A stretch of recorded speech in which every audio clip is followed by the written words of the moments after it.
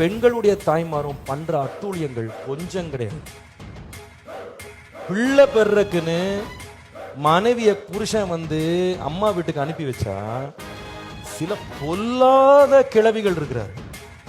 பொல்லாத கிழவிகள், குடும்பத்தை கெடுக்கிறதுக்குன்னே இருக்கிற கிழவிகள் இருக்கிற. அவங்களோட வேலை என்ன தெரியும்ல, புருஷனை இங்க வாழ சொல்லு, வேலையை விட்டு இங்க வர சொல்லு, நீ எங்க போகாத இங்கே இரு, ஏன் இப்ப பிள்ளை கடிச்சிட்டு பாருங்க. இதுதான் இப்ப பெயிட். இப்ப உங்களுக்கு இதுதான் கொக்கி.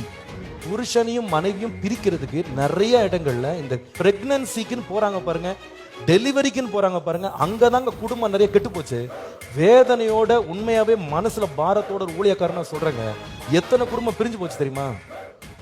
Praise the Lord. I hope you all are fine by God's grace. ஆக்சுவலாக இன்றைக்கி வேறு ஒரு வீடியோ தான் போடுறதா நான் பிளான் பண்ணியிருந்தேன். ஆனால் பாருங்கள், இந்த வீடியோவை நான் பார்த்த உடனே எனக்கும் சில காரியங்கள் சொல்லணும்னு தோணுச்சு. நான் சொல்லுவேன்ல, உங்களுக்கே தெரியும்.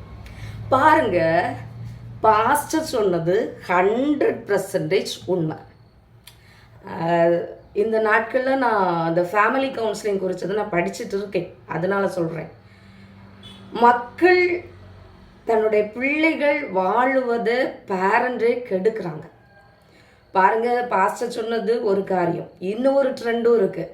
என்ன அப்படின்னா, பிள்ளை பெற்று கொண்டு விட போவாங்கள, அப்போ இந்த மாமியார் நானும் வளர்த்து தாரேன்னு சொல்லி அப்படியே மருமகன் வீட்டில் போய் குடியேறது. அங்கே மருமகன் வீட்லேயே 2 வருஷம் 3 வருஷம் முடியலை. இதை ட்ரெண்டுன்னு நினைக்கிறாங்க, இது மகளுக்கு செய்கிற உதவின்னு நினைக்கிறாங்க.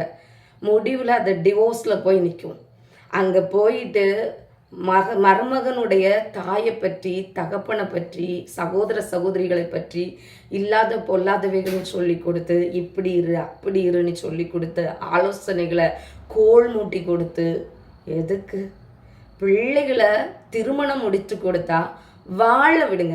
வசனம் சொல்லுது, குமாரத்தியே கேள், நீ உன் செவியை சாய்த்து சிந்தித்துக்கொள். நம்முடைய தமிழ் கலாச்சாரம் இந்த உலக தேசங்களிலே மிக உயர்ந்ததான ஒரு கலாச்சாரம். ஆனால் இப்போ போயிட்டு இருக்கீங்களே ஒரு ட்ரெண்டு, இந்த ட்ரெண்டு இந்த உலகத்தில் எந்த நாட்டிலையும் கிடையாது. எப்படி பிள்ளைய பிடிச்சி தனக்க வீட்டில் இழுத்து வைக்கிறது, பிள்ளை கூடயே போய் தானம் குடும்பம் நடத்துது, இப்படியெல்லாம் நீங்கள் போயிட்டு இருந்தீங்கன்னா அந்த பிள்ளைகளுடைய வாழ்க்கை டிவோர்ஸில் போய் முடியும். குடும்ப ஸ்ட்ரக்சர், குடும்பங்கிற ஒரு அமைப்பிலே இருக்க மாட்டாங்க. அப்புறம் அந்த ஸ்ட்ரக்சர் கெட்டு போயிடும். இதனால ஊழியம் செய்கிற ஊழியக்காரர்களும் பாதிக்கப்படுவாங்க. மினிஸ்ட்ரியில் ஸ்ட்ரகிள் உண்டாகும்.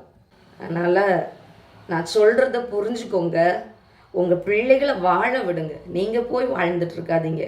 திருமணத்துக்கு முன்னதாகவே திருமணத்தின் நோக்கம் என்ன, திருமணம் முடிந்தால் எப்படி இருக்கும், அந்த பிள்ளைய ஸ்தோத்திர கணவனை எப்படி கவனிக்கணும், பிள்ளை பெற்றெடுத்தால் அதை எப்படி கவனிக்கணும், இப்படி சொல்லி கொடுங்க, நல்ல ஆலோசனைகளை கொடுங்க.